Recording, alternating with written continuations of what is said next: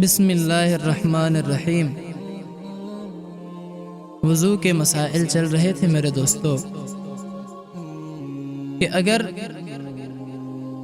کسی کے ناخن میں آٹا لگ کر سوکھ گیا ہو اور اس کے نیچے پانی نہیں پہنچتا تو یہ یاد رکھنا وضو نہیں ہوگا۔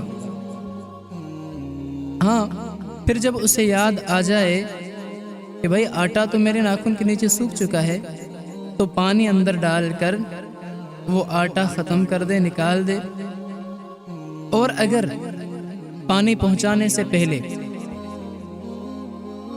جتنی نمازیں پڑھی ہیں سب لوٹائے، کیونکہ وہ نمازیں ہوئی نہیں۔